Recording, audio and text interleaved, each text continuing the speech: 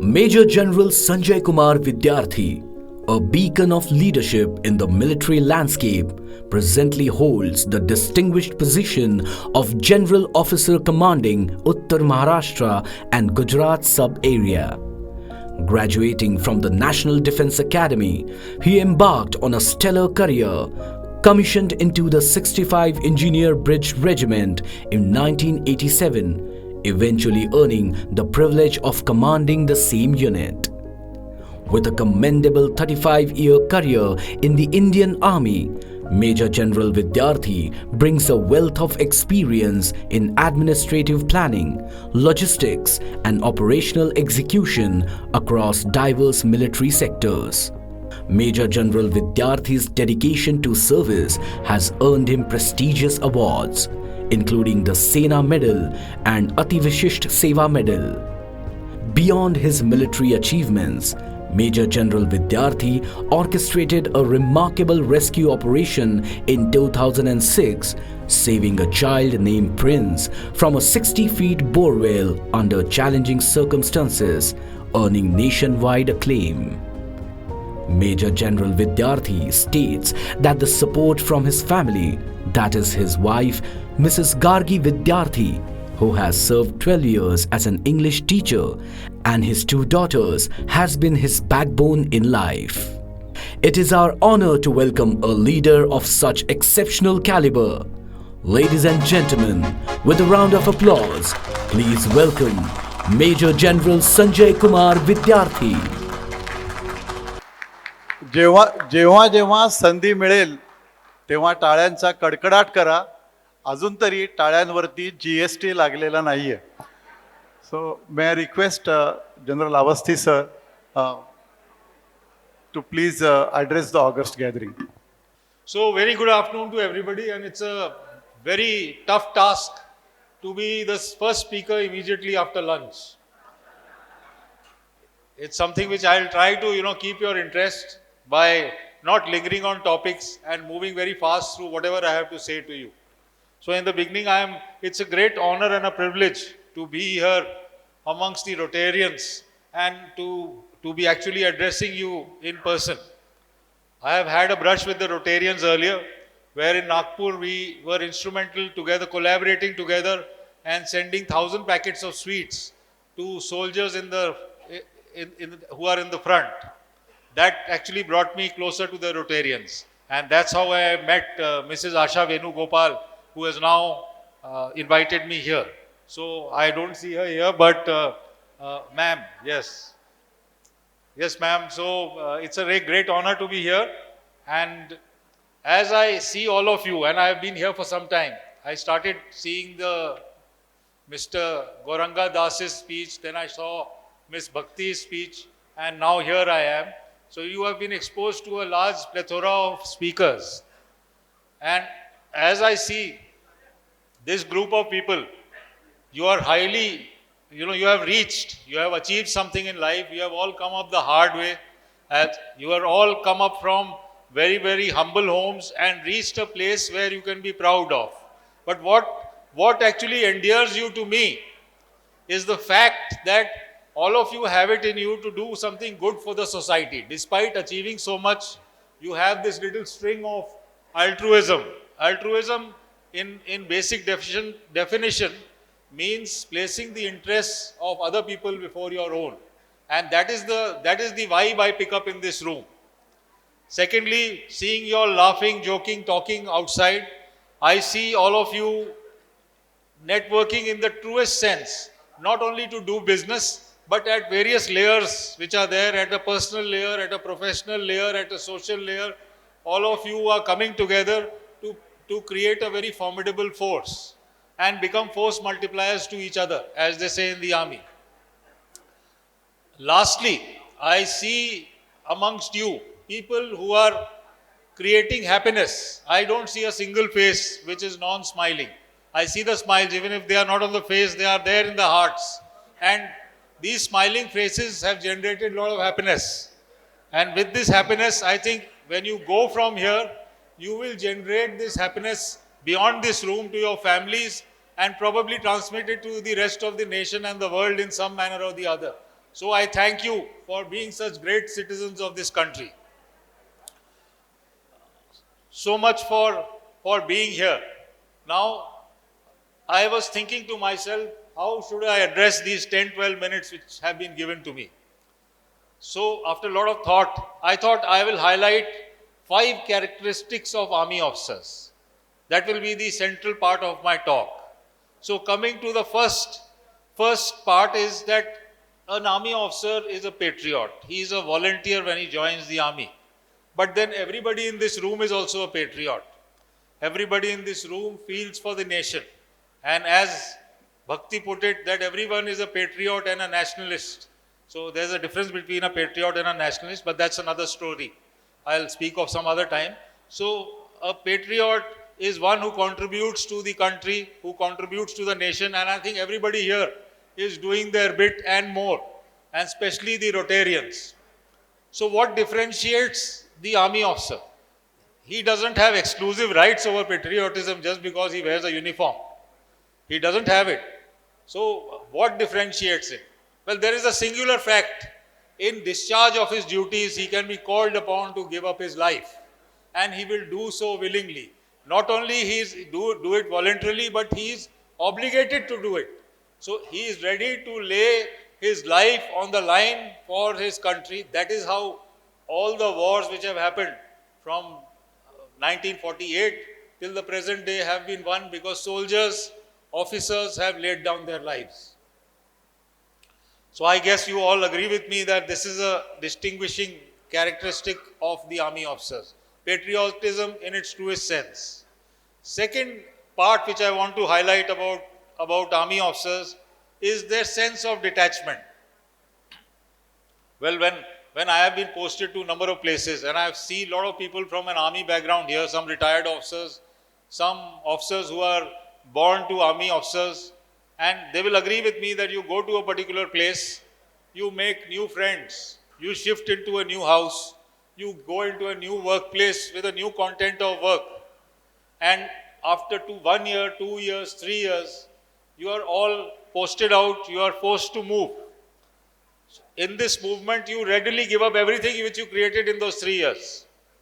Your house, which you lovingly stayed in, your vehicle, your office, your people, your colleagues, everything is shed. And you move to another place to start all over again from zero. And again rebuild your life there. And after 2 years, again rebuild it. So, in this movement, the temporariness of life, the temporariness of material things emerges. And the true transient nature of life itself hits you at some time. I can say so because I'm at the tail end of my career. And I see the transient nature of life from here.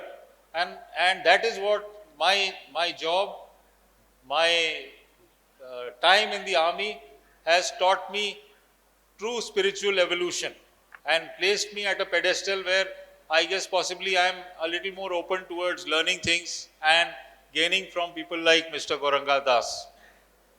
So detachment is the second thing which you will find, that they will be far away from material things. Being far away has got two facets to it. You are far away because you can't afford it. That is one part. Second part is that you are far away because you voluntarily stay away from it. You be away from the so-called moh maya of this world.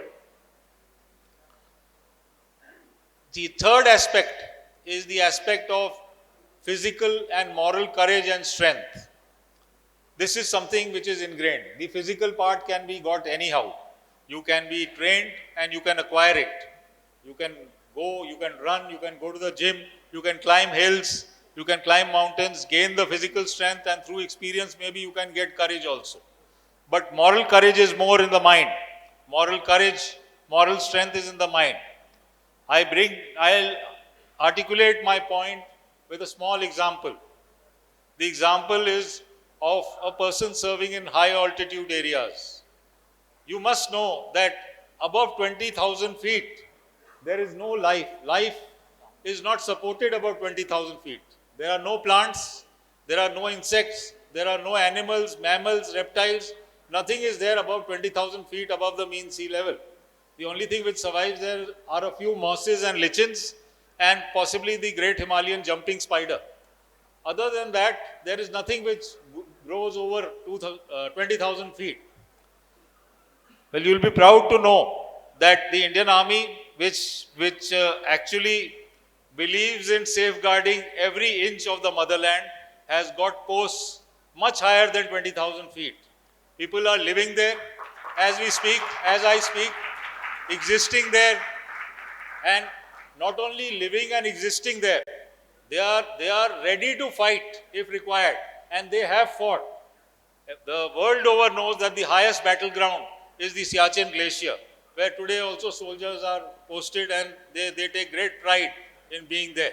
And they have a rotation of 3 months because the weather is so inclement. So this is about physical and mental courage. I want to also wish to place on record the secular nature of an Indian Army officer. So when we join our units as young officers, somebody joins some battalion, somebody joins other battalions. We initially go and stay with our troops, and we have to pass a series of exams before we are admitted into the officers' mess. What are these exams? These exams are exams on learning the local language of the troops. So if you are in a Sikh battalion, you have to pick up Punjabi, you have to learn to read, write, speak Punjabi. You learn the customs. The exam is on the customs and traditions of Punjabis. Till you are proficient in it, you don't get to enter the officers' mess. So you enter the officers' mess, and thereafter you become more of a Sikh than your own people. Same is with a Gurkha, Gurkha battalion. I say Gurkha because we call them colloquially Gurkhas, all officers who are in a Gurkha battalion. Gurkhas pick up Nepali, they know how to celebrate Dashera in the truest way. And all the other units in all India, all class units, you have which is multi-religion, you have a Sarv Dharm Sthal, where all the religions coexist in one building. When you go to worship, everybody goes to worship together. And when you come out as an officer with 35 years plus 36 years now, actually I've completed in December, 36 years of experience, I see the total secular fabric of the army as a whole, which is secular as the Constitution put it, and in the truest sense of the word. Last point is that, it is not enough to be an officer. It is not enough to fight in Siachen. It will only be enough if you are an officer and a gentleman. You can't alone be an officer. What does it mean, being a gentleman? Being a gentleman means you have to be polite all the time. You have to be courteous. You have to be ready to fight for the weak and the vulnerable, with specific reference to old people and children. You have to learn to respect women in all forms. See them as individuals and equals, just like the way you are. So in an army officer, if you're general army officer, you will find that he has got initiative, good judgment, sense of justice, and definitely there is a lot of kindness in him.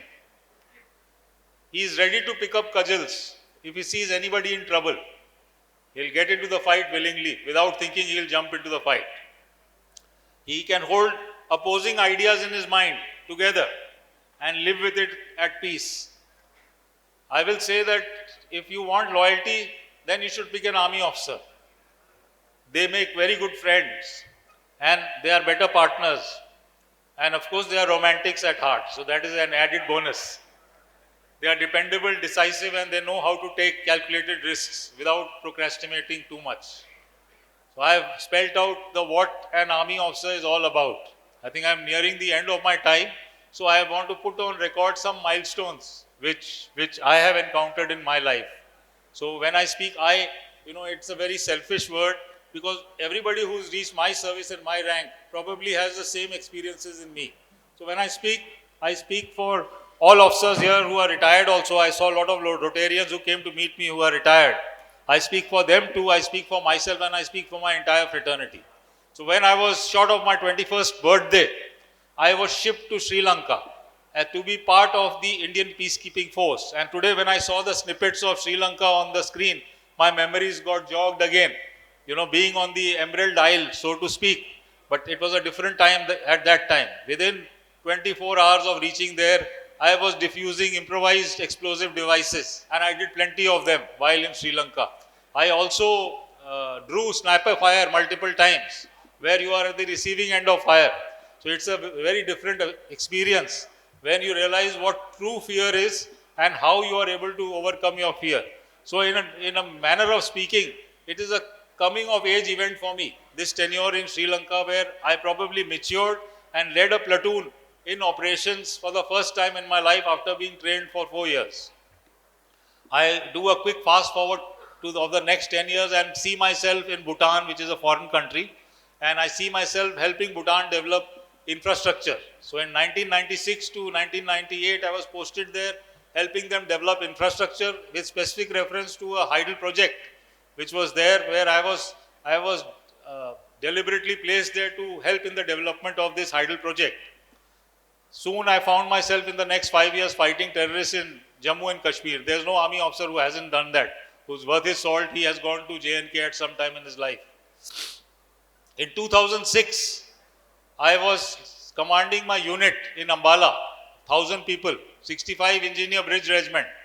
And I was tasked to rescue a small boy who had fallen into a borewell. This boy was called Prince. Prince was trapped in a borewell, and the local forces could not get him out. And that is the time they called me. It was under national glare on television, where everybody, the whole nation was watching me. And everybody was giving me calls. The mobiles had already come into vogue. And it took us 48 hours to pull him out. And it has been captured as one of the most incredible rescue operations in all time. And accordingly, thank you. And accordingly, this has been immortalized by the National Geographic through a series called the India's Most Incredible Rescue Operations, streaming on Disney Hotstar. Those of you who get time sometime, please see it. Mrs. Asha Venugopal has the link. She can share it in whatever groups you have. And this Prince episode is covered in episode 2. Quickly fast forwarding to the line of actual control. In 2014, I commanded a brigade there on line of actual control. The line of actual control was in super high altitude. That means above 15,000 feet. I already told you that what happens to people when they are working at 18, 19, 20,000 feet. All my battalions were there, and we were eyeball to eyeball with the adversary. Having spent some time there, I was brought into a planning team in the Military Operations Directorate in Delhi, where we were part of the planning group for the surgical strikes. And incidentally, the surgical strikes were launched on my birthday, 29th of September. But it was not to honor me, it was just a coincidence. It was not because I was part of it, but it gave me great pleasure to be part of such a big thing, where there is a shift in the stance of the way India is viewed by its adversaries. In 2019, I started commanding a division of 20,000 people, which was tasked to carry the battle into the enemy territory, take it there, defeat the enemy, go deep into the territory and defeat them. It was also time of COVID, so this dual task we had to balance, help the Delhi administration in managing the COVID in various ways, and also keep our role in mind. And before I came to this present appointment, I was Additional Director General, ADG, Equipment Management, where I looked after in-service equipment starting from helicopters, tanks, guns, rifles, clothing, and what have you.